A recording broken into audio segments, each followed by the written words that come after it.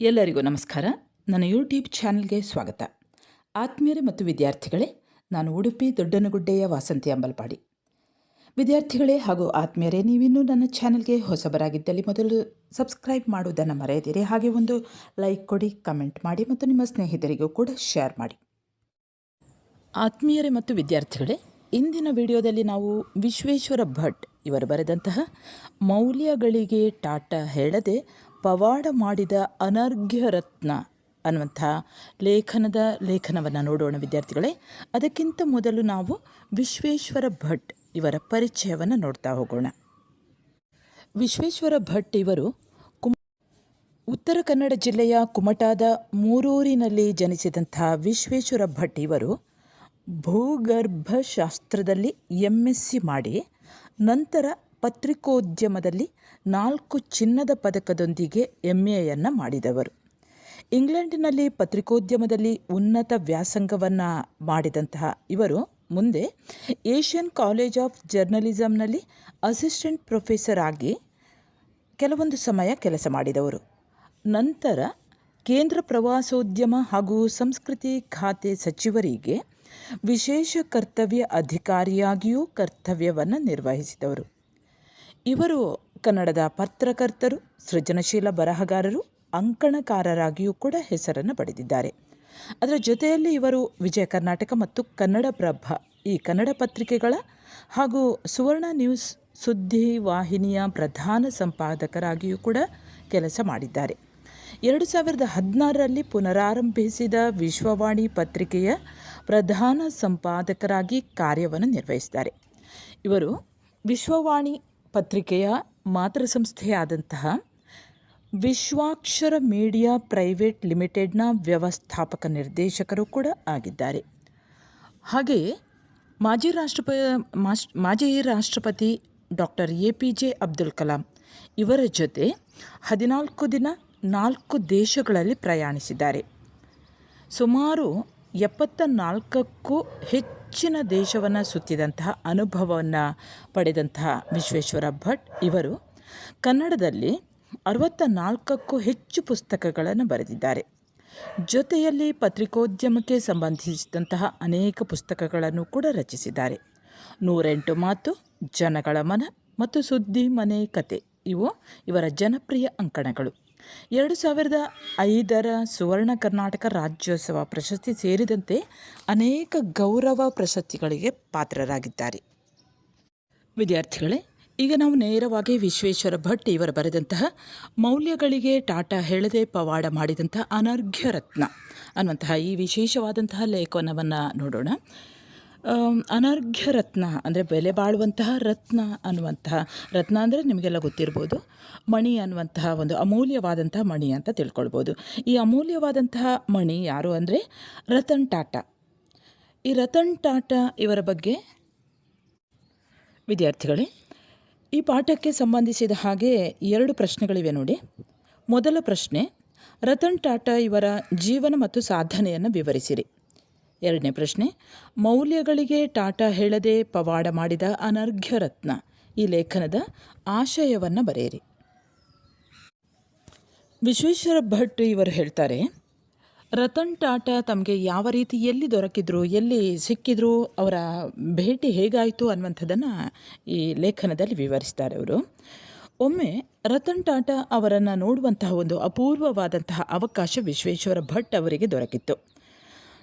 ನಿಮಗೆಲ್ಲ ಗೊತ್ತಿದ್ದ ಹಾಗೆ ರತನ್ ಟಾಟಾ ಇವರು ಟಾಟಾ ಸಮೂಹ ಸಂಸ್ಥೆಗಳ ಅಧ್ಯಕ್ಷ, ಟಾಟಾ ಸಾಮ್ರಾಜ್ಯದ ಅಧಿಪತಿ, ಈ ದೇಶವೇ ಬೆರಗಾಗುವಂತಹ ಹೆಮ್ಮೆ ಪಡುವಂತಹ ಕಂಪನಿಯ ಒಡೆಯ. ಅಂದರೆ ಈ ಟಾಟಾ ಸಮೂಹ ಯಾವ ರೀತಿ ಒಂದು ಅಸ್ತಿತ್ವಕ್ಕೆ ಬಂತು ಅನ್ನುವಂಥದ್ದು, ಅದರ ಜೊತೆಯಲ್ಲೇ ಇಡೀ ಒಂದು ಈ ಕಂಪನಿಯ ಮುಖಾಂತರ ಇಡೀ ಟಾಟಾ ಸಾಮ್ರಾಜ್ಯದ ಅಧಿಪತಿ ಅಂದರೆ ಒಡೆತನವನ್ನು ಸ್ಥಾಪಿಸಿರುವಂಥದ್ದು.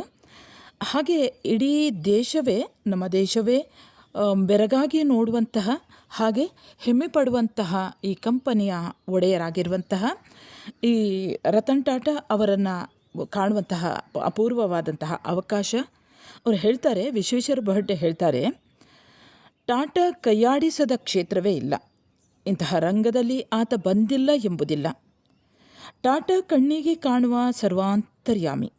ಈ ದೇಶದ ಜನಜೀವನದಲ್ಲಿ, ಜನಮಾನಸದಲ್ಲಿ ಟಾಟಾ ಹಾಸುಹೊಕ್ಕು. ಟಾಟಾ ಹೆಸರನ್ನು ಕೇಳದವರೇ ಇಲ್ಲ. ಈ ಎರಡಕ್ಷರಗಳು ನಮ್ಮ ಮನಸ್ಸಿನಲ್ಲಿ ಎಬ್ಬಿಸುವಂತಹ ಭಾವಗಳು, ಮೂಡಿಸುವಂತಹ ದೃಶ್ಯಗಳು ಸಾವಿರಾರು. ಈ ದೇಶದ ನಿರ್ಮಾಣದಲ್ಲಿ ಟಾಟಾ ಕಂಪನಿಯ ಯೋಗದಾನ ಬಹಳ ದೊಡ್ಡದು. ನೀವು ಕೂಡ ಸಣ್ಣವರಿದ್ದಾಗಲೇ ಟಾಟಾ ಅನ್ನುವಂತಹ ಹೆಸರನ್ನು ಕೇಳಿರ್ಬೋದು. ಈ ಟಾಟಾ ಅಂದರೆ ಎಲ್ಲ ಕಡೆ ಕಾಣುವಂಥ ಒಂದು ಹೆಸರು, ಸರ್ವಾಂತರ್ಯಾಮಿ. ಎಲ್ಲ ಕಡೆಗಳಲ್ಲಿಯೂ ಕೂಡ ಕಾಣುವುದಕ್ಕೆ ಸರ್ವಾಂತರ್ಯಾಮಿ ಅಂತ ಹೇಳ್ತಾರೆ. ಈ ಹೆಸರನ್ನು ಕೇಳದವರೇ ಇಲ್ಲ ಅಂತ ಹೇಳ್ಬೋದು. ಅಂದರೆ ಎಲ್ಲರೂ ಕೂಡ ಕೇಳಿರುವಂಥದ್ದೇ. ಅದು ಕೂಡ ಟಾಟಾ ಅನ್ನುವಂಥ ಎರಡು ಅಕ್ಷರಗಳು ಜನರ ಮನಸ್ಸಿನಲ್ಲಿ ಎಬ್ಬಿಸುವಂತಹ ಒಂದು ಭಾವನೆಗಳು, ಮೂಡಿಸುವಂತಹ ದೃಶ್ಯಗಳು ಒಂದೆರಡರಲ್ಲ, ಅದು ಸಾವಿರಾರು ಅಂತ ಹೇಳ್ತಾರೆ. ಈ ದೇಶದ ನಿರ್ಮಾಣದಲ್ಲಿಯೇ ಟಾಟಾ ಅನ್ನುವಂತಹ ಹೆಸರು ಬಹಳಷ್ಟು ಮಹತ್ವವನ್ನು ಪಡೆದಿದೆ. ವಿಶ್ವೇಶ್ವರ ಭಟ್ ಲೇಖಕರು ಹೀಗೆ ಹೇಳ್ತಾರೆ, ಈ ಟಾಟಾ ಕಂಪನಿ ಇದೆಯಲ್ಲ, ಇದರೊಂದಿಗಿನ ನಮ್ಮ ನಂಟು ಹೇಗಿದೆ ನೋಡಿ. ನಮ್ಮ ಜನಜೀವನದಲ್ಲಿ ಟಾಟಾ ಹೇಗೆ, ಈ ಟಾಟಾ ಅನ್ನುವಂಥ ಈ ಎರಡು ಹೆಸರು ಹೇಗೆ ಹೊಕ್ಕಾಗಿದೆ ಅಂದರೆ, ನಮ್ಮೊಳಗೆ ಆ ಹೆಸರು ಹೇಗೆ ಪ್ರವೇಶ ಮಾಡಿದೆ ಅಂದರೆ, ಉಪ್ಪು ಬೇಕಾದಾಗ ಟಾಟಾ ಉಪ್ಪು, ಚಹಾ ಕುಡಿಯಬೇಕೆನಿಸಿದಾಗ ಟಾಟಾ ಟೀ, ಕಾಫಿಗೆ ಟಾಟಾ ಕಾಫಿ, ಹವಾನಿಯಂತ್ರಣಕ್ಕೆ ಟಾಟಾ ಏರ್ ಕಂಡೀಷನರ್, ಹಲೋ ಹೇಳಲು ಟಾಟಾ ಫೋನು, ಮನೆ, ಸೇತುವೆ, ಕಟ್ಟಡ ನಿರ್ಮಾಣಕ್ಕೆ ಟಾಟಾ ಸ್ಟೀಲ್, ಮನೆಗೆ ಬಣ್ಣವನ್ನು ಹಚ್ಚಬೇಕಾದ್ರೂ ಕೂಡ ಟಾಟಾ ಪೇಂಟ್, ನೆರೋಲ್ಯಾಕ್. ಮುಖದ ಸೌಂದರ್ಯ, ಹೆಣ್ಣುಮಕ್ಕಳಂತಲ್ಲ, ಗಂಡು ಮಕ್ಕಳು ಕೂಡ ಹಾಕ್ಕೊಳ್ತಾರೆ ಮುಖಕ್ಕೆ ಸೌಂದರ್ಯ ವರ್ಧಕಗಳಾದಂತಹ ತ್ವಚೆಯ ಕಾಂತಿವರ್ಧನೆಗೆ Tata cream, shampoo, powder, lipstick. ಸಮಯ ನೋಡಬೇಕು ಅಂತ ಇದ್ದರೆ ಕೈಯನ್ನು ನೋಡುವಾಗ ಅಲ್ಲಿ ಒಂದು ಟಾಟಾ ವಾಚ್ ಇದ್ದೇ ಇರ್ತದೆ. ಹಾಗೆ ಐಷಾರಾಮವಾಗಿ ತಂಗಲು ಕೂಡ ಟಾಟಾ ಹೋಟೆಲ್, ತಾಜ್ ಹೋಟೆಲನ್ನು ನೀವು ಕೇಳಿರ್ಬೋದು. ಇಷ್ಟಕ್ಕೆ ನಂಟು ಮುಗಿಯುವುದಿಲ್ಲ. Tata telecommunications, Tata pharmaceuticals, Tata software, Tata consultancy, Tata biotech, Tata fertilisers, Tata cement, ಹೀಗೆ ಅದರ ಜೊತೆಯಲ್ಲಿ ಟಾಟಾ ಎಲೆಕ್ಟ್ರಿಕಲ್, VSNL, ಗುಂಡು ಸೂಜಿಯಿಂದ ಹಿಡಿದು ವಿಮಾನದ ತನಕ ಎಲ್ಲವೂ ಕೂಡ ಟಾಟಾಮಯ. ಮೇಲೆ ಈಗ ನಾನು ಏನು ಹೇಳಿದೆ ನೋಡಿ, ಆ ವಸ್ತುಗಳು ಮಾತ್ರ ಅಲ್ಲ, ಅದರ ಜೊತೆಯಲ್ಲಿ ಹೆಸರಿಸದೇ ಇರುವಂಥ, ನಿಮಗೆ ಗೊತ್ತಿರುವಂತಹ ಅನೇಕ ಹೆಸರುಗಳು ಕೂಡ ಇವೆ. ಅಂದರೆ ಒಂದು ಗುಂಡು ಸೂಜಿಯಿಂದ ಹಿಡಿದು ವಿಮಾನದವರೆಗೆ, ಅಲ್ಲಿಯವರೆಗೆ ಟಾಟಾ ಸರ್ವಾಂತರ್ಯಾಮಿ ಆಗಿರುವಂಥದ್ದು. ಎಲ್ಲ ಕಡೆಗಳಲ್ಲಿಯೂ ಕೂಡ ಈ ಟಾಟಾ ಹೆಸರು. ಅಧಿಕೃತವಾಗಿ ಟಾಟಾ ಹೆಸರಿನಲ್ಲಿ ಒಟ್ಟಿಗೆ 91 ಕಂಪನಿಗಳಿವೆ ಅಂತೆ. ಆದರೆ ಇಡೀ ಸಂಸ್ಥೆಯು 300ಕ್ಕೂ ಹೆಚ್ಚು ಕಂಪನಿಗಳಲ್ಲಿ ಭಾಗಿದಾರಿ. ಅಂದರೆ ಪಾಲು ಪಡೆದುಕೊಂಡಿರುವಂತಹ ಸಂಸ್ಥೆಗಳೇ 300ಕ್ಕಿಂತ ಹೆಚ್ಚಾಗಿವೆ. ಅಧಿಕೃತವಾಗಿ ಹೆಸರಿನಲ್ಲಿ ಇರುವಂತಹ ಒಟ್ಟಿಗೆ 91 ಕಂಪನಿಗಳಿವೆ. ಹೀಗೆ ಈ 137 ವರ್ಷಗಳಲ್ಲಿ ಈ ಕಂಪನಿಯಲ್ಲಿ ಸುಮಾರು 1.5 ಕೋಟಿ ಮಂದಿ ಕೆಲಸ ಮಾಡಿದ್ದಾರೆ. ಸದ್ಯ 2 ಲಕ್ಷ ಜನರು ಇಲ್ಲಿ ಕೆಲಸಕ್ಕಿದ್ದಾರಂತೆ ಈ ಕಂಪನಿಗಳಲ್ಲಿ. ಲೇಖಕರು ಮುಂದುವರಿದು ರತನ್ ಟಾಟಾ ಇವರ ಬಗ್ಗೆ ಹೇಳ್ತಾರೆ. 137 ವರ್ಷಗಳ ಇತಿಹಾಸ ಇರುವಂತಹ ಟಾಟಾ ಕಂಪನಿಯ ಮಾಲೀಕ ರತನ್ ಟಾಟಾ ಇವರು ಕುಳಿತಿದ್ದರೆ ಅಗೋಚರ ಪ್ರಭಾವಳಿ ಕಾಣಿಸ್ತಾ ಇತ್ತು. ಅವರ ಸುತ್ತ ಒಂದು ಕಣ್ಣಿಗೆ ಕಾಣಿಸದೇ ಇರುವಂತಹ ಒಂದು ಪ್ರಭಾವಳಿ, ಅಂದರೆ ಅವರದ್ದೇ ಆದಂತಹ ಒಂದು ಪ್ರಭಾವಲಯ. ರತನ್ ಟಾಟಾ ಗಂಭೀರದವರಾಗಿದ್ದರು. ಅವರ ಸ್ವಭಾವವನ್ನು ನೋಡ್ಕೊಳ್ಳಿ. ಈಗ ನೀವು ಗಂಭೀರ ಸ್ವಭಾವದ ಟಾಟಾ ಅವರು ಬದುಕಿನ ಪಯಣ 68ನೇ ಮೈಲುಗಲ್ಲನ್ನು ದಾಟಿ ಓಡ್ತಾ ಇದೆ. ವಿದ್ಯಾರ್ಥಿಗಳೇ, ರತನ್ ಟಾಟಾ ಈಗ ಇಲ್ಲ, ನಿಮಗೆಲ್ಲ ಗೊತ್ತಿದೆ. 2024 ಅಕ್ಟೋಬರ್ 9 ಅವರು ತೀರಿಕೊಂಡಿದ್ದಾರೆ. ಇಲ್ಲಿ ಈ ವಿಶ್ವೇಶ್ವರಯ್ಯನವರು ಈ ಲೇಖನವನ್ನು ಬರೆಯುವಂತಹ ಸಂದರ್ಭದಲ್ಲಿ ಅವರು ಹೇಳ್ತಾರೆ, ಅವರ ಬದುಕಿನ ಪಯಣ 68ನೇ ಮೈಲುಗಲ್ಲನ್ನು ದಾಟಿ ಓಡ್ತಾ ಇದೆ.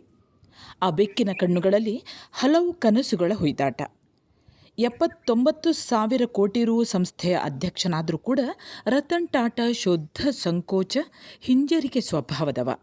ಪ್ರಚಾರವೆಂದರೆ ಅಷ್ಟಕ್ಕಷ್ಟೇ. ಹೀಗಾಗಿ ರತನ್ ಟಾಟಾ ಪತ್ರಿಕೆ, ಟಿವಿಗಳಲ್ಲಿ ನಮ್ಮ ವಾಟಾಳ್ ನಾಗರಾಜ್ ಅವರಷ್ಟು ಕೂಡ ಕಾಣಿಸಿಕೊಳ್ಳುವುದಿಲ್ಲ. ಅಂದರೆ ಇವರ ವ್ಯಕ್ತಿತ್ವವನ್ನು ಹೇಳ್ತಾರೆ. ಇವರು ಗಂಭೀರ ಸ್ವಭಾವದವರು, ಅದರ ಜೊತೆಯಲ್ಲಿ ಸಂಕೋಚದ ಸ್ವಭಾವದವರು, ಅದರ ಜೊತೆಯಲ್ಲಿ ಅವರು ಪ್ರಚಾರವನ್ನು ಬಯಸದೇ ಇರುವಂತಹ ವ್ಯಕ್ತಿ. ಅಂದರೆ ಇನ್ನೊಂದು ವ್ಯಕ್ತಿಯನ್ನು ಪರಿಚಯಿಸ್ತಾರೆ. ನಿಮಗೆ ಗೊತ್ತಿರ್ಬೋದು, ಕನ್ನಡದ ಹೋರಾಟಗಾರರಾದಂತಹ ವಾಟಾಳ್ ನಾಗರಾಜ್. ಇವರು ಯಾವಾಗಲೂ ಕೂಡ ಟಿ ವಿಯಲ್ಲಿ ಕಾಣಿಸಿಕೊಳ್ಳುವಂಥದ್ದು, ಒಂದಲ್ಲೂ ಒಂದು ವಿಷಯದಲ್ಲಿ ಕಾಣಿಸಿಕೊಳ್ತಾ ಇರ್ತಾರೆ. ಕನ್ನಡದ ಪರ ಹೋರಾಟಗಾರರಾಗಿರುವಂಥ ವಾಟಾಳ್ ನಾಗರಾಜ್ ಅವರಷ್ಟು ಕೂಡ ಕಾಣಿಸೋದಿಲ್ಲ. ಈ ಕೋಟಿಗಟ್ಟಲೆ ವ್ಯವಹಾರವನ್ನು ಮಾಡ್ತಾ ಇರುವಂಥ ವ್ಯವಹಾರವನ್ನು ಮಾಡ್ತಾ ಇರುವಂಥ ಕಂಪನಿಯ ಮಾಲಕರಾದಂತಹ ರತನ್ ಟಾಟಾ ಒಂದು ಅಷ್ಟು ಕಾಣಿಸೋದಿಲ್ಲ, ಸ್ವಲ್ಪ ಅಷ್ಟೇ ಹೊರತು ಅವರಂದರೆ ತಾವಾಯಿತು, ತಮ್ಮ ಕಂಪನಿ ಆಯಿತು ಅನ್ನುವ ರೀತಿಯಲ್ಲಿ, ಅದರ ಜೊತೆಯಲ್ಲಿ ತಮ್ಮ ಕೆಲಸ ಆಯಿತು ಅನ್ನುವ ರೀತಿಯಲ್ಲಿ ಇರ್ತಾರೆ. ಅಗತ್ಯವಿದ್ದಾಗ ಮಾತ್ರ ಕಾಣಿಸಿಕೊಳ್ತಾರೆ. ಅದರಲ್ಲಿಯೂ ಕೂಡ ಅವರು ಹೇಳ್ತಾರೆ, ಲೇಖಕರು ಹೇಳ್ತಾರೆ, ಪತ್ರಿಕಾ ಸಂದರ್ಶನಕ್ಕೂ ಕೂಡ ಒಪ್ಪುವುದಿಲ್ಲ, ಅಗತ್ಯಕ್ಕೆ ಮೀರಿದ ಮಾತಿಲ್ಲ, ಶಿಸ್ತುಬದ್ಧ ಜೀವನ. ಇಷ್ಟೊಂದು ಬೃಹತ್ ಸಾಮ್ರಾಜ್ಯದ ಒಡೆಯನಾದರೂ ವಿವಾದಕ್ಕೆ ಸಿಲುಕಿದ್ದಿಲ್ಲ, ಕೆಟ್ಟ ಕಾರಣಗಳಿಗೆ ಸುದ್ದಿಯಾದವರಲ್ಲ.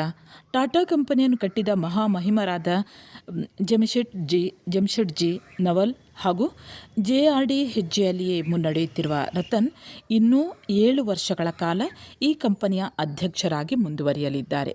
ಅಂದರೆ ಈ ಒಂದು ಲೇಖನವನ್ನು ಬರೆಯುವಂಥ ಹೊತ್ತಿಗೆ ರತನ್ ಟಾಟಾ ಅವರು ಜೀವಂತವಾಗಿದ್ದರು. ಅವರ ಬಗ್ಗೆ ಲೇಖಕರು ಹೇಳ್ತಾರೆ, ಇನ್ನೂ ಕೂಡ ಮುಂದುವರಿತಾರೆ ಅನ್ನುವಂಥದ್ದು. ಆನಂತರ ಸಾಯುವಂಥ ಸಂದರ್ಭದಲ್ಲಿ ಅವರು ಮಾಜಿ ಅಧ್ಯಕ್ಷರಾಗಿದ್ದರು. ಸಾಧಾರಣವಾಗಿ ಒಂದು ಸ್ವಲ್ಪ ಕೈಯಲ್ಲಿ ಹಣ ಇದ್ದರೂ ಸಾಕು, ಮನುಷ್ಯನನ್ನು ಹಿಡಿದಿಡ್ಲಿಕ್ಕೆ ಸಾಧ್ಯ ಇಲ್ಲ ಅಂತ ಹೇಳ್ತಾರೆ. ಕೆಲವೊಂದು ವ್ಯಕ್ತಿಗಳನ್ನು ನೀವು ಕಂಡಿರ್ಬೋದು, ಅಲ್ಪರಾತ್ರಿಯಲ್ಲಿ ಐಶ್ವರ್ಯ ಬಂದರೆ ಅರ್ಧರಾತ್ರಿಯಲ್ಲಿ ಕೊಡೆ ಹಿಡ್ದ ಅಂತ ನೀವು ಕೇಳಿರ್ಬೋದು. ಅಂದರೆ ಚೂರು ಐಶ್ವರ್ಯ ಬಂದರೂ ಸಾಕು, ಯಾವ ರೀತಿ ಅಂದರೆ ಜನರನ್ನು ನೀವು ನೋಡಿರ್ಬೋದು, ಹಣ ಒಂದು ಚೂರು ಇದ್ದರೆ ಅವನನ್ನು ಹಿಡೀಲಿಕ್ಕೆ ಸಾಧ್ಯ ಇಲ್ಲ. ಅದರಲ್ಲಿ ಕೋಟಿಗಟ್ಟಲೆ ಕಂಪನಿಗಳ ವ್ಯವಹಾರವನ್ನು ಮಾಡ್ತಾ ಇರುವಂತಹ ಈ ರತನ್ ಟಾಟಾ ಇಷ್ಟು ಸಂಕೋಚ ಸ್ವಭಾವದವರು ಅನ್ನುವಂಥದ್ದು ನೀವು ಗಮನಿಸಿ. ಯಾವಾಗ ನೋಡಿದರೂ ಕೂಡ ತಾವಾಯಿತು, ತಮ್ಮ ಕೆಲಸವಾಯಿತು, ತಮ್ಮ ಕಂಪನಿ ಆಯಿತು ಅನ್ನುವಂತಹ ರೀತಿಯಲ್ಲಿ, ಅಗತ್ಯವಿದ್ದರೆ ಮಾತ್ರ ಮಾತು, ಅದು ಕೂಡ ಸಂದರ್ಶನಕ್ಕೂ ಕೂಡ ಒಪ್ಪುವವರಲ್ಲ ಅಂತ ಹೇಳ್ತಾರೆ. ಅಗತ್ಯಕ್ಕೆ ಮೀರಿದ ಮಾತಿಲ್ಲ, ಶಿಸ್ತುಬದ್ಧವಾದಂತಹ ಜೀವನ ಅವರದ್ದು. ಎಷ್ಟೊಂದು ಕಂಪನಿಗಳು, ಒಂದೆರಡು ಕಂಪನಿ ಆದ ತಕ್ಷಣ ಕೆಲವರ ಬಗ್ಗೆ ನೀವು ಟಿ ವಿಯಲ್ಲಿ ಏನೇನೋ ಬರುವಂಥದ್ದು, ಮಾಧ್ಯಮಗಳಲ್ಲಿ ಏನೇನೋ ಬರುವಂಥದ್ದನ್ನು ನೀವು ಕಂಡಿರ್ಬೋದು. ಆದರೆ ಇವರದ್ದು ಹಾಗಲ್ಲ, ಒಂದೇ ಒಂದು ವಿವಾದಕ್ಕೆ ಸಿಲುಕಿದವರಲ್ಲ, ಕೆಟ್ಟ ಕಾರಣಕ್ಕೆ ಸುದ್ದಿ ಆದವರಲ್ಲ. ಇಂತಹ ರತನ್ ಟಾಟಾ ಅವರು ಟಾಟಾ ಸಾಮ್ರಾಜ್ಯವನ್ನು ಕಟ್ಟಿ ಬೆಳೆಸಿದ ಕೀರ್ತಿ JRDಗೆ ಸಲ್ಲಬೇಕು. 5 ದಶಕಗಳ ಕಾಲ ಈ ಸಂಸ್ಥೆಯ ನೇತೃತ್ವ ವಹಿಸಿದ್ದ ಅವರು ಟಾಟಾ ಸಮೂಹ ಎಲ್ಲ ಕ್ಷೇತ್ರಗಳಲ್ಲಿ ಪಸರಿಸುವಂತೆ ಮಾಡಿದರು. ಹೊಸ ರಂಗಗಳನ್ನು ಪ್ರವೇಶಿಸಿದರು. ಅದರ ಜೊತೆಯಲ್ಲಿ ಸಂಸ್ಥೆಗೊಂದು ಸಿದ್ಧಾಂತದ ಬುನಾದಿಯನ್ನು ಹಾಕಿಕೊಟ್ಟು ಅದರ ಮೇಲೆಯೇ ಕಂಪನಿಯನ್ನು ಕಟ್ಟಿದರು. ಟಾಟಾ ಕಂಪನಿ ಇಲ್ಲಿಯ ತನಕ ಯಾವುದೇ ಅವ್ಯವಹಾರಗಳಲ್ಲಿ ಭಾಗಿಯಾದದ್ದನ್ನು ನಾವು ಕೇಳಿಲ್ಲ. ಅದರ ಜೊತೆಯಲ್ಲಿ ತೆರಿಗೆ ವಂಚಿಸಿದ್ದನ್ನು, ಗ್ರಾಹಕರಿಗೆ ಮೋಸ ಮಾಡಿದ್ದನ್ನು ಕೂಡ ನೋಡಿಲ್ಲ. ಇಂತಹ ಉದಾತ್ತವಾದಂತಹ ವಿಚಾರ ಧ್ಯೇಯವಿರುವಂತಹ ಟಾಟಾ ಕಂಪನಿಯ ಯಜಮಾನಿಕೆಯನ್ನು ರತನ್ಗೆ ಒಪ್ಪಿಸಲು JRDಗೆ ಸಂಪೂರ್ಣ ಮನಸ್ಸಿರಲಿಲ್ಲ. ಮತ್ಯಾವ ಕಾರಣಗಳಿಗೂ ಅಲ್ಲ, ವಹಿಸಿದರೆ ನಿಭಾಯಿಸಬಹುದಾ ಎಂಬ ಸಣ್ಣ ಸಂದೇಹ, ಆತಂಕ. ಯಾವುದೇ ಯಜಮಾನ ತನ್ನ ಜವಾಬ್ದಾರಿಯನ್ನು ಮುಂದಿನವರಿಗೆ ವಹಿಸುವಾಗ ಅನುಭವಿಸುವ ದುಗಡವಿದು. ಆದರೆ 1991ರಲ್ಲಿ JRDಯಿಂದ ಜವಾಬ್ದಾರಿಯನ್ನು ವಹಿಸಿಕೊಂಡ ಈ 14 ವರ್ಷಗಳಲ್ಲಿ ತಾನೆಂತಹ ದಕ್ಷ ಆಡಳಿತಗಾರ, ಧೀಮಂತ ನಾಯಕ ಎಂಬುದನ್ನು ರತನ್ ತೋರಿಸಿಕೊಟ್ಟಿದ್ದಾರೆ. JRD ಟಾಟಾ ಅಂತ ನೀವು ಕೇಳಿರ್ಬೋದು. ಈ ಟಾಟಾ ಸಾಮ್ರಾಜ್ಯವನ್ನು ಕಟ್ಟಿ ಬೆಳೆಸಿದಂತಹ ಕೀರ್ತಿ JRDಗೆ ಸಲ್ಲಬೇಕು. JRD ಜಹಾಂಗೀರ್ ರತನ್ಜಿ ದಾದಾಬಾಯಿ ಟಾಟಾ, ಇದರ ಪಿತಾಮಹ, ಈ ಟಾಟಾ ಕಂಪನಿಯ ಪಿತಾಮಹ ಜೆಮ್ಶೆಡ್ಜಿ ಟಾಟಾ, ಇವರು ಪಿತಾಮಹರಾಗಿದ್ದಾರೆ. ಟಾಟಾ ಕಂಪನಿಯ ಪಿತಾಮಹ 1839ರಿಂದ 1904ರವರೆಗೆ ಇವರಿದ್ದರು. ಜೆಮ್ಶೆಡ್ಜಿ ಟಾಟಾ ಇವರು ನುಸರ್ವಾನ್ಜಿ ಟಾಟಾ ಅನ್ನುವಂಥ ಹೆಸರು ನಿಮಗೆಲ್ಲ ಗೊತ್ತಿರ್ಬೋದು. ಈ ಬಗ್ಗೆ, ಟಾಟಾ ಕಂಪನಿಯ ಬಗ್ಗೆ ಇನ್ನೂ ಕೂಡ ಮಾಹಿತಿ ಬೇಕಿದ್ದರೆ ನಿಮಗೆ ಯೂಟ್ಯೂಬಲ್ಲಿ ಬೇಕಾದಷ್ಟು ಮಾಹಿತಿಗಳು, ಗೂಗಲಲ್ಲಿ ನೀವು ಸರ್ಚ್ ಮಾಡಿದರೆ ಸಿಗ್ತದೆ. ಅದೇ ಈ ಕಂಪನಿಯ ಮೊದಲು ರತನ್ ಟಾಟಾ ಈ ಎಲ್ಲವನ್ನು ವಹಿಸಿಕೊಳ್ಳುವ ಮೊದಲು ಇನ್ನೊಂದು ಕಡೆ ಹೇಳ್ತಾರೆ, ಈ JRD ಅವರಿಗೆ ಶಿಷ್ಯರಾಗಬೇಕು ಅಂತ. ಅಂದರೆ ಅದೇ ಕಂಪನಿಯಲ್ಲಿ ಇದ್ದವರು ರತನ್ ಟಾಟಾ ಅವರವರಿಗೆ ಈ ಒಂದು ಕಂಪನಿಯನ್ನು ಕೊಡುವ ಮೊದಲಿಗೆ ಸ್ವಲ್ಪ ಹೆದರಿಕೆ ಇತ್ತು. ರತನ್ಜಿಗೆ ಒಪ್ಪಿಸುವ ಮೊದಲು JRDಗೆ ಸ್ವಲ್ಪ ಅಂದರೆ ಸಂಪೂರ್ಣ ಮನಸ್ಸಿರಲಿಲ್ಲ. ಇವರು ಅಂದರೆ ಮನಸ್ಸಿಲ್ಲದೇ ಇರುವಂಥದ್ದು ಈ ಒಂದು ಕಂಪನಿಯನ್ನು ನಿಭಾಯಿಸಬಹುದಾ ಅನ್ನುವಂಥ ಒಂದು ಸಂಶಯ, ಆತಂಕ ಇತ್ತಂತೆ. ಆದರೆ ಅಂದರೆ ಈ ಒಂದು ಯಾವುದೇ ಒಂದು ಕಂಪನಿಯನ್ನು ಮಾಡಿರುವಂತಹ ಯಾರೇ ಆಗಿರ್ಬೋದು, ಒಂದು ದೊಡ್ಡ ಮನೆ ಇರ್ಬೋದು, ಫ್ಲ್ಯಾಟ್ ಇರ್ಬೋದು, ಅಥವಾ ಒಂದು ಸಣ್ಣ ಅಂಗಡಿ ಇರ್ಬೋದು, ಅದನ್ನು ಮುಂದಿನವರಿಗೆ ಒಪ್ಪಿಸುವಾಗ ಅಂದರೆ ನಾವು ತುಂಬ ಆಸ್ತಿಯಿಂದ, ತುಂಬ ಪ್ರೀತಿಯಿಂದ ಖರೀದಿಸಿದಂತಹ ಅಥವಾ ತುಂಬ ಪ್ರೀತಿಯಿಂದ ಕಟ್ಟಿದಂತಹ ಒಂದು ಮನೆ ಇರ್ಬೋದು, ಅಂಗಡಿ ಇರ್ಬೋದು, ಅದನ್ನು ಮಕ್ಕಳಾಗಲಿ ಯಾರೇ ಆಗಲಿ, ಯಾರಿಗೇ ಆಗಲಿ ವಹಿಸಿಕೊಡುವಾಗ ಇವರಿಂದ ಇದನ್ನು ಮುಂದೆ ಇವರು ನಡೆಸ್ತಾರಾ ಅಥವಾ ಮುಚ್ಚುತ್ತಾರಾ ಅನ್ನುವಂತಹ ಒಂದು ಆತಂಕ ಇರ್ತದೆ. ಹಾಗಾಗಿ ಅವರಿಗೆ ಆತಂಕ ಇತ್ತು. ರತನ್ಗೆ ವಹಿಸಿಕೊಡುವಾಗ ತುಂಬ ಆತಂಕ ಇತ್ತಂತೆ. ಆದರೆ ಅದೇ 1991ರಲ್ಲಿ JRDಯಿಂದ ಜವಾಬ್ದಾರಿಯನ್ನು ವಹಿಸಿಕೊಂಡಂತಹ ರತನ್ ಈ 14 ವರ್ಷಗಳಲ್ಲಿ ತಾನೆಂತಹ ದಕ್ಷ ಆಡಳಿತಗಾರ ಅಂದರೆ ಅಷ್ಟು ದಕ್ಷವಾದಂಥ ಆಡಳಿತಗಾರರಾಗಿದ್ದರು, ಧೀಮಂತ ನಾಯಕರಾಗಿದ್ದರು ರತನ್ ಟಾಟಾ. ಮುಂದೆ ಈ ರತನ್ ಅವರ ಸಾಮರ್ಥ್ಯ ಏನು ಅನ್ನುವುದನ್ನು ಅರಿಯಲು ಆರಂಭದಲ್ಲಿ JRD ಅವರು ಏನು ಮಾಡ್ತಾರೆ ಅಂದರೆ ನೆಲ್ಕೋ ಮತ್ತು ಸೆಂಟ್ರಲ್ ಇಂಡಿಯಾ ಟೆಕ್ಸ್ಟೈಲ್, ಅಂದರೆ ಅದು ಮೊದಲಿಗೆ ಈ ಟೆಕ್ಸ್ಟೈಲ್ ಕಂಪನಿಯನ್ನು ಅವರು ಆರಂಭಿಸಿದ್ದು, ಈ 2 ರೋಗಗ್ರಸ್ತ ಕಂಪನಿಗಳನ್ನು ರತನ್ಗೆ ಒಪ್ಪಿಸಿದ್ರಂತೆ. ರೋಗಗ್ರಸ್ತವಾಗಿರುವುದಂದರೆ ಸ್ವಲ್ಪ ಲಾಸ್ ಆಗಿರುವಂಥದ್ದು, ನಷ್ಟ ಆಗಿರುವಂಥದ್ದು. ಆ ನಷ್ಟಗೊಂಡಿರುವಂಥ ಆ ಕಂಪನಿಯನ್ನು, ಆ 2 ಕಂಪನಿಗಳನ್ನು, ನೆಲ್ಕೋ ಮತ್ತು ಸೆಂಟ್ರಲ್ ಇಂಡಿಯಾ ಟೆಕ್ಸ್ಟೈಲ್ ಅನ್ನುವಂಥದ್ದು, ಇದನ್ನು ರತನ್ಜಿ ಅವರಿಗೆ ವಹಿಸಿದಾಗ 7-8 ವರ್ಷಗಳಿಂದ ಆ ಕಂಪನಿ ತುಂಬ ನಷ್ಟದಲ್ಲಿತ್ತಂತೆ. JRDಗೆ ತಲೆನೋವಾಗಿ ಇದ್ದರೂ ಕೂಡ ಈ ಕಂಪನಿಗಳನ್ನು ಮುಚ್ಚಲಿಕ್ಕೆ ಅವರಿಗೆ ಮನಸ್ಸಾಗಿ ಇರಲಿಲ್ಲ. ಅಂದರೆ ಎರಡೂ ಕೂಡ ಲಾಸ್ ತೋರಿಸ್ತಾ ಇತ್ತು. ಆದರೆ ತಾವು ಪ್ರಾರಂಭಿಸಿದಂತಹ ಕಂಪನಿ ಆದದ್ರಿಂದ ಯಾರಿಗೇ ಆಗಲಿ ಮುಚ್ಚಲಿಕ್ಕೆ ಮನಸ್ಸಿರುವುದಿಲ್ಲ.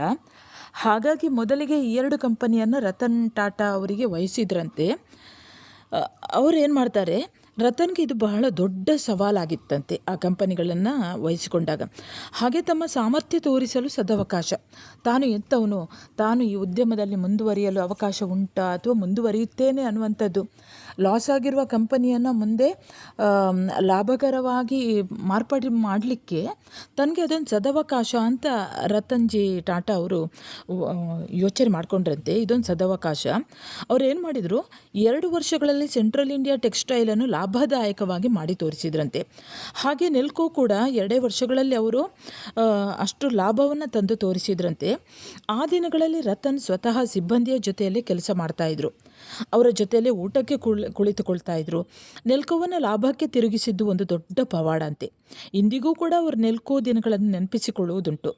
JRD ವಿಶ್ವಾಸ ಗಳಿಸಿಕೊಟ್ಟ ಬಹುದೊಡ್ಡ ಅಸೈನ್ಮೆಂಟ್ಗಳು ಅವು ಅಂತ ಅವರು ಹೇಳ್ತಾರೆ. ಅಂದರೆ ಇಲ್ಲಿ ಊಟಕ್ಕೆ ಯಾಕೆ ಸಿಬ್ಬಂದಿಗಳೊಂದಿಗೆ, ಅಂದರೆ ಕೆಲವರು ಇರ್ತಾರೆ, ಒಂದು ಸಣ್ಣ ಕಂಪನಿ ಹಾಕಿದರೂ ಸಾಕು, ಸಣ್ಣದೊಂದು ಅಂಗಡಿ ಸಹ ಹಾಕಿದರೂ ಸಾಕು, ಇವರು ತಾವು ಬೇರೆ ಒಂದು ಊಟಕ್ಕೆ ಕೂತ್ಕೊಳ್ತಾರೆ ಅಥವಾ ತಮ್ಮದೇ ಆದಂಥ ಊಟವನ್ನು ತರಿಸಿಕೊಂಡು ಅಥವಾ ಹೋಟೆಲಲ್ಲಿ ಊಟ ಮಾಡ್ತಾರೆ. ಆದರೆ ಅದೇ ಕಂಪನಿಯಲ್ಲಿರುವಂತಹ ಕೆಲಸದವರೊಂದಿಗೆ ಊಟ ಮಾಡಿದಾಗ ಅವರು ವಿಶ್ವಾಸ ಗಳಿಸಿಕೊಳ್ಳಿಕ್ಕೆ ಸಾಧ್ಯ. ಇದನ್ನು ಕಂಡುಕೊಂಡಿದ್ರು ಟಾಟಾ. ಹಾಗಾಗಿ ಸಿಬ್ಬಂದಿಗಳೊಂದಿಗೆ ಊಟ ಮಾಡ್ತಾಯಿದ್ರು. ಹೀಗೆ 2 ವರ್ಷಗಳಲ್ಲಿ ಆ 2 ಕಂಪನಿಗಳನ್ನು ಒಳ್ಳೆಯ ಯಶಸ್ಸಿನ ಕಡೆಗೆ ರತನ್ ಅವರು ಕೊಂಡೊಯ್ದ್ರಂತೆ. ಇದವರಿಗೆ ಒಂದು JRD ಅವರು ಅವರ ಮೇಲೆ ಇಟ್ಟಂತಹ ವಿಶ್ವಾಸವನ್ನು ಅವರು ಉಳಿಸಿಕೊಂಡ್ರು. ಇದೊಂದು ಅಸೈನ್ಮೆಂಟ್ ಆಗಿ ತಗೊಂಡ್ರು ಅಂತ ಇಲ್ಲಿ ನಾವು ನೋಡ್ಕೊಳ್ಬೋದು. ಇನ್ನು ರತನ್ ಅವರ ಅಪ್ಪ ಅಮ್ಮನ ಬಗ್ಗೆ ಹೇಳುವುದಾದರೆ, ನೆವಲ್ ಹೋರ್ಮುಸ್ಜಿ ಟಾಟಾ ಹಾಗೂ ಸೋನು ಟಾಟಾ ಅವರ ಮಗನೇ ರತನ್. ನೆವಲ್ ಹೋರ್ಮುಸ್ಜಿ ಟಾಟಾ ಮತ್ತು ಸೋನು ಟಾಟಾ ಅವರ ಮೊದಲ ಮಗ ರತನ್ ಹುಟ್ಟಿದ್ದು ಡಿಸೆಂಬರ್ 28, 1937. ಕೆಲವೊಂದರಲ್ಲಿ ವಿದ್ಯಾರ್ಥಿಗಳೇ ಡಿಸೆಂಬರ್ 27 ಕೂಡ ಕಾಣಸಿಗ್ತದೆ. ಡಿಸೆಂಬರ್ 27 ಅಥವಾ 28 ಯಾವುದಾದ್ರು ಬರಿಬೋದು. 2 ವರ್ಷಗಳ ನಂತರ ರತನ್ ಅವರಿಗೆ ತಮ್ಮ ಹುಟ್ಟಿದ. ಆತನ ಹೆಸರು ಜಿಮ್ಮಿ. ಟಾಟಾ ಖಾನ್ದಾನ್ನಲ್ಲಿ ಹುಟ್ಟಿದರೆ ಕೇಳಬೇಕೆ, ಹುಟ್ಟಿನೊಂದಿಗೆ ಶ್ರೀಮಂತಿಕೆ ಫ್ರೀ, ಕೈಕಾಲಿಗೆ ಆಳುಕಾಳುಗಳು. ಬಾಲಕ ರತನ್ನನ್ನು ನೋಡಿಕೊಳ್ಳಲೆಂದು 4 ಆಳುಗಳಿದ್ದರು. ಶಾಲೆಗೆ ಬ್ರಿಟಿಷ್ ಡ್ರೈವರ್ ರೋಲ್ಸ್ ರಾಯ್ಸ್ ಕಾರಿನಲ್ಲಿ ಬಿಟ್ಟು ಬರ್ತಾ ಇದ್ದ. ರತನ್ನ ತಂದೆಗೆ ಟಾಟಾ ಎಂಬ ಅಡ್ಡ ಹೆಸರು ಬಿಟ್ಟರೆ ಬೇರೇನೂ ಇರಲಿಲ್ಲ. ಇಲ್ಲಿ ಈ ರತನ್ ಬಗ್ಗೆ ಹೇಳ್ತಾರೆ.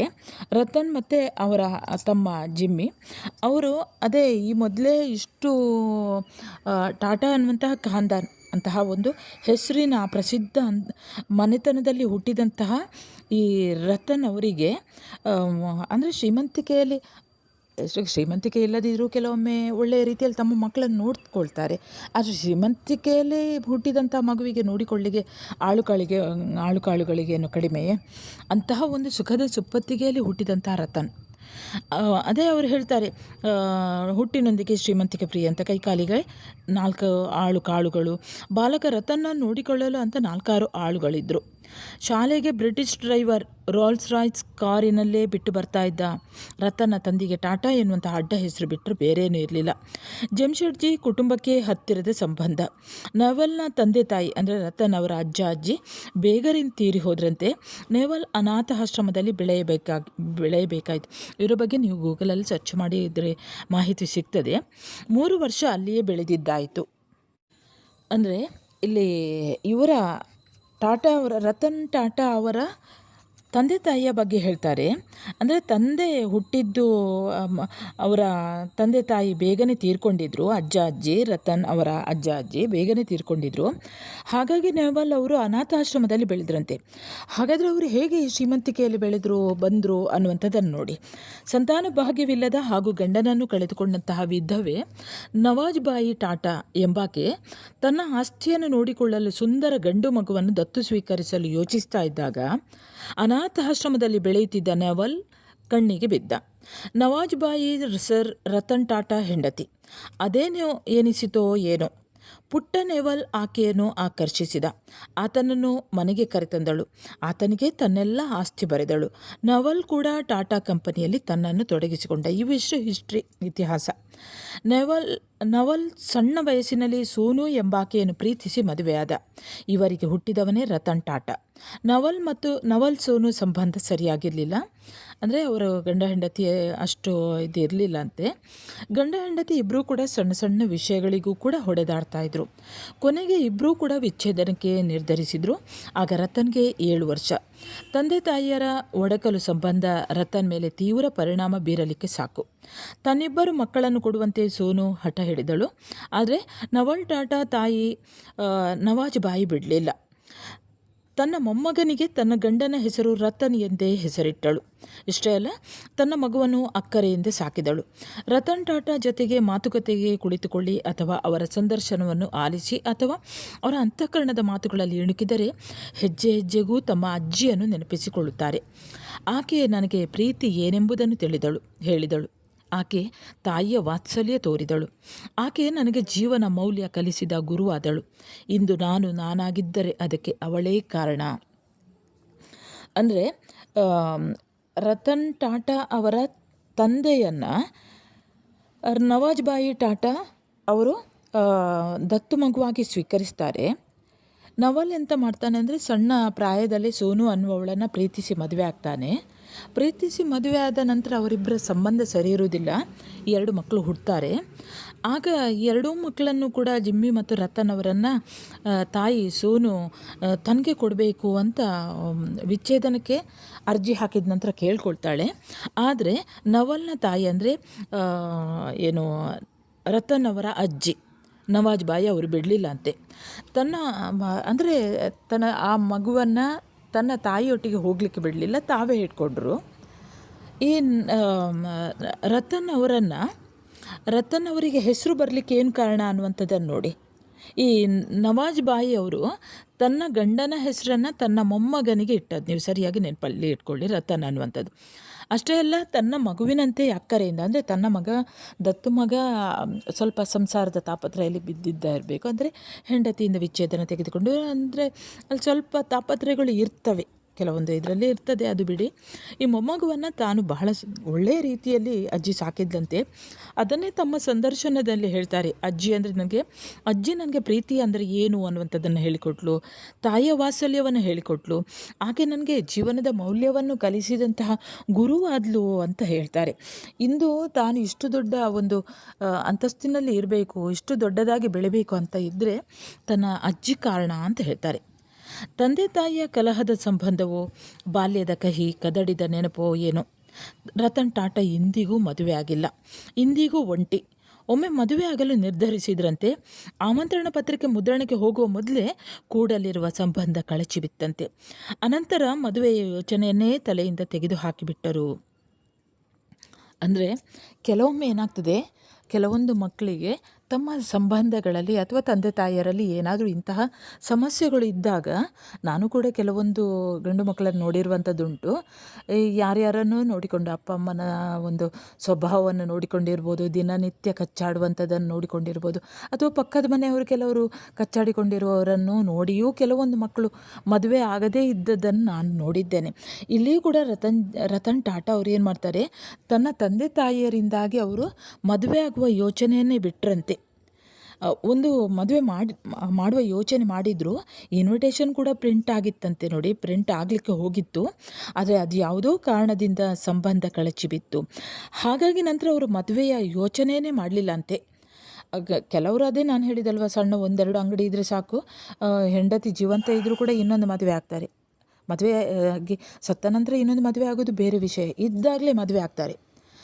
ಆದರೆ ಇವರು ಮದುವೆ ಯೋಚನೆಯೇ ಮಾಡಲಿಲ್ಲ. ಈಗ ದೇಶಕ್ಕೆ ದೇಶವೇ ಹೆಮ್ಮೆ ಪಡುವಂಥ ಈ ಒಂದು ಟಾಟಾ ಕಂಪನಿ ಅಧ್ಯಕ್ಷರಿಗೆ ಅರ್ಧಾಂಗಿ ಇಲ್ಲ, ಮಕ್ಕಳಿಲ್ಲ. ಅವರು ಏಕಾಂಗಿಯಾಗಿದ್ದವರು, ಏಕಾಂಗಿಯಾಗೇ ತೀರ್ಕೊಂಡು ಅವರ ತಮ್ಮಂದಿರೀಗ ಕಂಪನಿಯನ್ನು ನೋಡಿಕೊಳ್ತಾರೆ, ಅದು ಬೇರೆ ವಿಷಯ. ಇದೆಲ್ಲ ಕೇಳುವಾಗ ಅಚ್ಚರಿ ಆಗ್ಬೋದು. ಅವರದ್ದು ಎನ್ನುವಂಥ ಸ್ವಂತ ಮನೆಯೂ ಅವರಿಗಿಲ್ಲ. ಟಾಟಾ ಕಂಪನಿಯ ಅಧ್ಯಕ್ಷರಿಗೆ ಮೀಸಲಿಟ್ಟಿರುವಂಥ ಕ್ವಾರ್ಟರ್ಸ್ನಲ್ಲಿ ಅವರ ವಾಸ. ಮನೆಯಲ್ಲಿ ಆಳು ನಾಯಿಗಳನ್ನು ಬಿಟ್ಟರೆ ಮತ್ತಾರೂ ಇಲ್ಲ. ಅವರು ತೀರಿಕೊಂಡಿರುವಂಥ ಸಂದರ್ಭದಲ್ಲಿ ನೀವು ನೋಡಿರ್ಬೋದು, ತನ್ನ ನಾಯಿಯನ್ನು ನೋಡಿಕೊಳ್ಳುವಂಥ ಒಂದು ಆಳುವಿಗೆ ಆಸ್ತಿಯನ್ನು ಬರೆದಿಟ್ಟಿರುವಂಥ ನೀವು ಕೇಳಿರ್ಬೋದು. ಗೊತ್ತಿಲ್ಲದಿದ್ದರೆ ಅದೇ ನಾನು ಹೇಳಿದಲ್ವ, ಗೂಗಲಲ್ಲಿ ಸರ್ಚ್ ಮಾಡಿ ಸಿಗ್ತದೆ ನಿಮಗೆ. ತುಂಬ ಒಳ್ಳೊಳ್ಳೆಯ ಮಾಹಿತಿಗಳು ಸಿಗ್ತವೆ ಅಲ್ಲಿ ನಮ್ಮ ಟಾಟಾ ಕಂಪನಿಯ ಬಗ್ಗೆ. ಅದೇ ನಾಯಿಯನ್ನು ಆಳುಗಳು ಇರುವಂಥದ್ದು, ಅವರೊಟ್ಟಿಗೆ ಹೆಂಡತಿ ಮಕ್ಕಳು ಯಾರೂ ಇಲ್ಲ, ಮದುವೆ ಆದರೆ ತಾನೇ ಹೆಂಡತಿ ಇರುವಂಥದ್ದು. ಅದೇ ಬೇರೆ ಸಂಬಂಧಗಳು ಇರಲಿಲ್ಲ. ಏನೋ ಅದೇ ನಾನು ಹೇಳಿದಲ್ವ, ಸಂಬಂಧದಲ್ಲಿ ಇಂತಹ ಒಂದು ಹಾಳು ಸಂಬಂಧದಲ್ಲಿ ರೋಸಿ ಹೋಗಿ ಬೇಡವೇ ಬೇಡ ಅನ್ನುವಂಥ ತೀರ್ಮಾನವನ್ನು ರತನ್ ಟಾಟಾ ಮಾಡಿದರು. ಅವರ ಮನೆಯಲ್ಲಿ ಇರುವಂಥದ್ದು ಆಳುಗಳು ನಾಯಿಗಳು ಹೊರತು ಬೇರೆ ಏನೂ ಇರಲಿಲ್ಲ. ತಮ್ಮ ಕಂಪನಿಯ ಸಾಮಾನ್ಯ ಮ್ಯಾನೇಜರ್ ಹೊಂದಬಹುದಾದಂತಹ ಮನೆಯಲ್ಲಿ ರತನ್ ದಶಕಗಳಿಂದ ನೆಲೆಸಿರುತ್ತಾರೆ. ಇತ್ತೀಚೆಗೆ ಪತ್ರಿಕೆಯೊಂದರ ಸಂದರ್ಶನದಲ್ಲಿ ರತನ್ ಹೇಳಿದರು, I think I am lonely. ನನಗೆ ಕಂಪನಿಯ ಆರ್ಥಿಕ ಒಡೆತನದಲ್ಲಿ ಸಂಪೂರ್ಣ ಹಕ್ಕಿಲ್ಲ. ನನ್ನ ಸ್ಥಾನಮಾನವನ್ನು ವಿಸ್ತರಿಸಿಕೊಳ್ಳುವ ಅಧಿಕಾರವಿಲ್ಲ. ನಾನು ಯಾವ ನಿರ್ಧಾರ ತೆಗೆದುಕೊಂಡರೂ ಅದು ಕಂಪನಿಯ ಸಿದ್ಧಾಂತ, ವಿಚಾರದ ಚೌಕಟ್ಟಿನ ಒಳಗಿರಬೇಕು. ಅದನ್ನು ಮೀರಿದ ತೀರ್ಮಾನ ತೆಗೆದುಕೊಳ್ಳುವುದಿಲ್ಲ. ನನ್ನ ಸ್ವಂತದ್ದು ಎನ್ನುವುದೂ ಇಲ್ಲ. ನಾನು ಏಕಾಂಗಿ. ನನಗೆ ತಾತ್ವಿಕ ನಿಲುವು ಎಂಬುದಿದ್ದರೆ ಅದು ನನ್ನ ದೇಶಕ್ಕಾಗಿ ನಾನು ಸಮರ್ಪಿಸಿಕೊಳ್ಳಬೇಕು, ಅದರ ಏಳಿಗೆಗಾಗಿ ಶ್ರಮಿಸಬೇಕು ಎಂಬುದು. ನನಗೆ ಹಣ ಮಾಡಬೇಕು ಎನ್ನುವ ಆಸೆಗಿಂತ ಸಾಧ್ಯವಾದಷ್ಟು ಜನರಿಗೆ ಉದ್ಯೋಗ ಕಲ್ಪಿಸುವ ಹಂಬಲವಿದೆ ಹೇಳ್ತಾರೆ. ಅವರು ಹೇಳ್ತಾರೆ, ತಾನು ಯಾವುದೇ ಕಂಪನಿಯ ಕುರಿತಾಗಿ ನಿರ್ಧಾರವನ್ನು ತೆಗೆದುಕೊಳ್ಳುವುದಿಲ್ಲ, ಯಾಕಂದರೆ ನನ್ನದು ಒಬ್ಬನದ್ದಲ್ಲ. ಹಾಗಾಗಿ ಕಂಪನಿಯ ಎಲ್ಲರದೂ ತೀರ್ಮಾನಕ್ಕೆ ಬದ್ಧನಾಗಿರ್ತೇನೆ.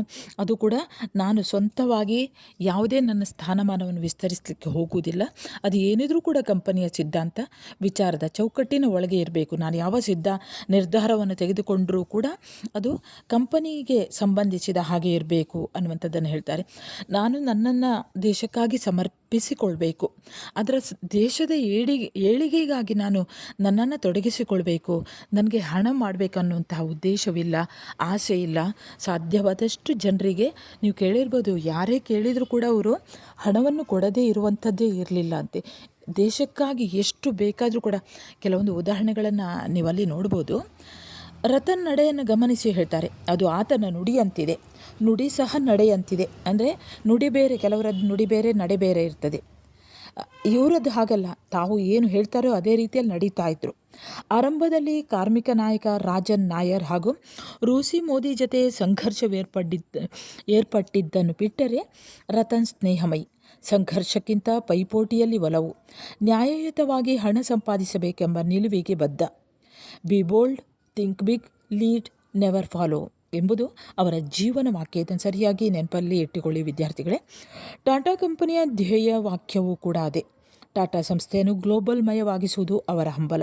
ಆ ದಿಸೆಯಲ್ಲಿ ಅವರು ತತ್ಪರ. ಅಂದರೆ ಈ ಟಾಟಾ ಕಂಪನಿಯನ್ನು ಜಗತ್ತಿನಾದ್ಯಂತ ಜಾಗತಿಕ ಮಟ್ಟಕ್ಕೆ ಏರಿಸಬೇಕು ಅನ್ನುವಂಥದ್ದು ಟಾಟಾ ಅವರ ಕಲ್ಪನೆಯಾಗಿದ್ದು, ರತನ್ ಟಾಟಾ ಅವರ ಕಲ್ಪನೆ. ಒಂದು ರೀತಿಯ ಪರಿಕಲ್ಪನೆಯಾಗಿತ್ತು ಅನ್ನುವಂಥದ್ದು. ಆ ನಿಟ್ಟಿನಲ್ಲಿ ಅವರು ಕಾರ್ಯತತ್ಪರರಾಗಿದ್ದರು. ಇನ್ನು ರತನ್ ಟಾಟಾ ಅವರಿಗೊಂದು ಆಸೆ ಇತ್ತಂತೆ. ಯಾವುದು ಅಂತ ನೋಡಿ, ಸಂಪೂರ್ಣ ದೇಶೀಯ ನಿರ್ಮಿತ ಕಾರನ್ನು ತಯಾರಿಸಬೇಕು ಅಂತ. ನಿಮ್ಗೆ ಗೊತ್ತಿರ್ಬೋದು, ಈ ಪಾಠ ಕೇಳ್ತಾ ಇರುವಾಗಲೇ ಯಾವ ಯಾವ ಕಾರು ಇದೆ ಅಂತ ನಿಮ್ಗೆ ಗೊತ್ತಾಗ್ತದೆ. ಟಾಟಾ ಇಂಡಿಗೋ ಅವರ ಕಲ್ಪನೆಯಿಂದ ಸಾಕಾರಗೊಂಡಂತಹ ಕೂಸುಗಳು. ಇಂಡಿಗೋ ಕಂಪನಿ ನೀವು ಕೇಳಿರ್ಬೋದು. ಇಲ್ಲಿಯ ತನಕ 5 ಲಕ್ಷ ಕಾರುಗಳು ಮಾರಾಟವಾಗಿದೆ. ಸಿಟಿ ರೋವರ್ ಹೆಸರಿನಲ್ಲಿ ಈ ಕಾರು ಬ್ರಿಟನ್ನ ರಸ್ತೆಗಳಿದಿದೆ. ರತನ್ಗೆ ಮತ್ತೊಂದು ಕನಸಿದೆ ಅಂತೆ. ಭಾರತದಲ್ಲಿರುವ ಸಾಮಾನ್ಯರು ತನ್ನದೆಂಬ ಕಾರನ್ನು ಹೊಂದಬೇಕು. ಅದಕ್ಕಾಗಿ ರತನ್ 1 ಲಕ್ಷ ರೂಪಾಯಿ ಒಳಗೆ ಕಾರನ್ನು ತಯಾರಿಸುವ ಕಾಯಕದಲ್ಲಿ ನಿರತರಾಗಿದ್ದಾರೆ. ಇದು ಈಗಲೇ ಇದೆ.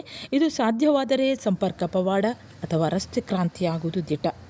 ಟಾಟಾ ಕಂಪನಿಯಾಗಲಿ ರತನ್ ಟಾಟಾ ಆಗಲಿ ನಮಗೆ ಆಪ್ತವಾಗುವುದು ಅವರಲ್ಲಿ ಹೇರಳ ಹಣವಿದೆ ಎನ್ನುವಂತಹ ಕಾರಣಕ್ಕೆ ಅಲ್ಲ, ಹೇರಳ ಹಣವಿದ್ದು ಆಪ್ತರಾಗುತ್ತಾರೆ ಎನ್ನುವಂತಹ ಕಾರಣಕ್ಕೆ.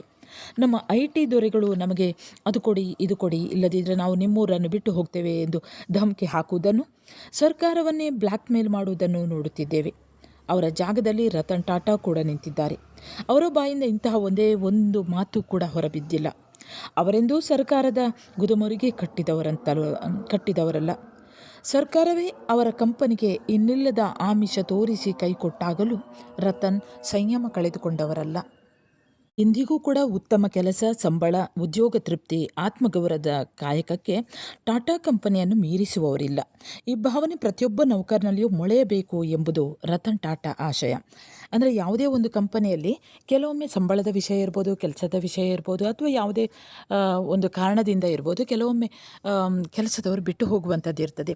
ಆದರೆ ರತನ್ ಅವರಿಗೆ ತನ್ನ ಕಂಪನಿಯಲ್ಲಿ ಸೇರಿದಂತಹ ಯಾರೇ ಆಗಲಿ ಬಿಟ್ಟು ಹೋಗುವುದಲ್ಲ, ಅವರಿಗೆ ಉತ್ತಮ ಸಂಬಳವನ್ನು ಕೊಡಬೇಕು, ಅವರಿಗೆ ಉದ್ಯೋಗದಲ್ಲಿ ತೃಪ್ತಿಯನ್ನು ಒದಗಿಸಿಕೊಡಬೇಕು, ಕೆಲಸ ಮಾಡುವಲ್ಲಿ ಸಂತೋಷವನ್ನು ಅವರು ಕಾಣಬೇಕು ಅನ್ನುವುದೇ ಟಾಟಾ ಕಂಪನಿ ರತನ್ ಅವರ ಒಂದು ಆಶಯವಾಗಿತ್ತು. ಈ ದೇಶದ ಪ್ರಗತಿ, ಅಭಿವೃದ್ಧಿಯ ಪ್ರತಿ ಮೈಲುಗಲ್ಲಿನಲ್ಲಿಯೂ ಟಾಟಾ ಇದೆ. ಟಾಟಾ ಇಲ್ಲದ ಭಾರತವನ್ನು ಊಹಿಸುವುದು ಅಸಾಧ್ಯ. ಈ ಪರಿ ಟಾಟಾ ನಮ್ಮನ್ನೆಲ್ಲ ವ್ಯಾಪಿಸಿದೆ. ಟಾಟಾ ಇರುವ ತನಕ ಆತ ದುಡಿದಿದ್ದೆಲ್ಲವೂ ಈ ದೇಶಕ್ಕೆ ವಿನಿಯೋಗವಾಗುತ್ತದೆ. ಟಾಟಾನಿಗೆ ಕೊಟ್ಟ ಹಣ ವಾಪಸ್ ನಮಗೆ ಬೇರೆ ರೂಪದಲ್ಲಿ ಸಿಗುತ್ತದೆ. ಅಂದರೆ ಈ ದೇಶದ ಪ್ರಗತಿ ಕಾಣಬೇಕಾದ್ರೆ, ಹಾಗೆ ಅಭಿವೃದ್ಧಿ ಆಗಬೇಕು ಅಂತ ಇದ್ದರೆ ಪ್ರತಿಯೊಂದು ಇದರಲ್ಲಿಯೂ ಕೂಡ ಟಾಟಾ ಕಂಪನಿಯ ಒಂದು ಅವರ ಹೆಜ್ಜೆ ಇದೆ, ಸಹಾಯ ಇದೆ. ಟಾಟಾ ಇಲ್ಲದೇ ಇರುವಂತಹ ಭಾರತವನ್ನು ಊಹಿಸುವುದೂ ಕೂಡ ಕಷ್ಟ ಅನ್ನೋದನ್ನು ಲೇಖಕರು ಹೇಳ್ತಾರೆ. ಈ ಪರಿ ಅಂದರೆ ಈ ರೀತಿಯಲ್ಲಿ ಟಾಟಾ ಕಂಪನಿ ಇಡೀ ದೇಶವನ್ನು ವ್ಯಾಪಿಸಿಕೊಂಡು ಬಿಟ್ಟಿದೆ. ಟಾಟಾ ಇರುವ ತನಕ ಅವರು ದುಡಿದಂತಹ ಹಣ ದೇಶಕ್ಕೆ ಸಿಗ್ತದೆ, ಈ ದೇಶಕ್ಕೆ ವಿನಿಯೋಗವಾಗ್ತದೆ. ಟಾಟಾನಿಗೆ ಕೊಟ್ಟಂತಹ ಹಣ ವಾಪಸ್ ನಮಗೆ ಬೇರೆ ರೀತಿಯಲ್ಲಿ ಸಿಗ್ತದೆ ಅನ್ನುವಂಥದ್ದನ್ನು ಲೇಖಕರು ಹೇಳ್ತಾರೆ. ಇಂದು ನಮಗೆ ಬೇಕಿರುವವರು ಇಂತಹ ಟಾಟಾಗಳು, ಇಂತಹ ರತ್ನಗಳು. ಅಂದರೆ ನಮ್ಮ ದೇಶಕ್ಕೆ ಏನಿದ್ರೂ ಕೂಡ ಇಂತಹ ಯಾವುದೇ ಒಂದು ಆಸೆಯನ್ನು ಇಟ್ಟುಕೊಂಡದೇ ಇರುವಂತಹ ನಿಷ್ಕಲ್ಮಶ ಮನೋಭಾವದ ರತನ್ ಟಾಟಾ ಅಂಥವರು ನಮ್ಮ ದೇಶಕ್ಕೆ ಬೇಕಾಗಿದ್ದಾರೆ ಎಂದು ಹೇಳುವುದರ ಮೂಲಕ ಲೇಖಕರು ರತನ್ ಟಾಟಾ ಅವರನ್ನು ಮೌಲ್ಯಗಳಿಗೆ ಟಾಟಾ ಹೇಳದೆ, ಅಂದರೆ ಟಾಟಾ